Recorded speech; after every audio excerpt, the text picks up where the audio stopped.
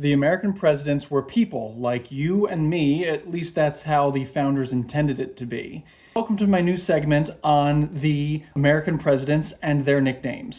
We're going to begin with our very first president, or at least our first president under the Constitution, George Washington. Obviously, as the first president, George Washington set a lot of precedents.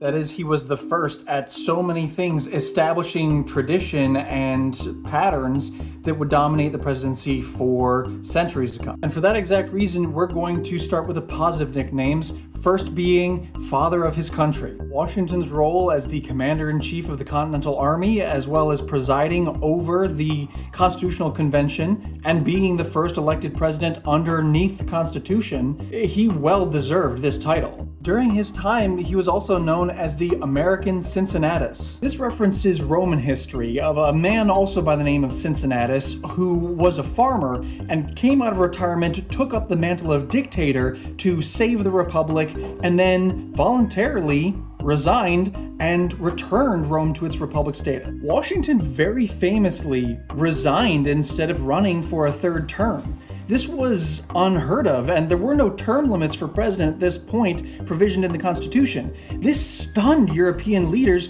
who were used to military men turning into dictators and leading nations until their death. Washington was also referred to as His Excellency during his time. This was a common term for European nobility, but in America it didn't really stick. It was mostly used by revolutionary soldiers to refer to Washington in a positive light. The final positive nickname is Old Fox. He was referred to this mostly by the British because, just like foxes during fox hunts, George Washington was notoriously hard to pin down as an enemy combatant. George Washington and the armies he led eluded capture by superior British forces a number of times. And so as the Redcoats began to refer to him as the Old Fox in a derogatory way, just kind of like Yankee Doodle Dandy, Washington's own men took up the phrase in a more positive light, highlighting the scrappiness of the Continental Army and their leader. But just like you and I,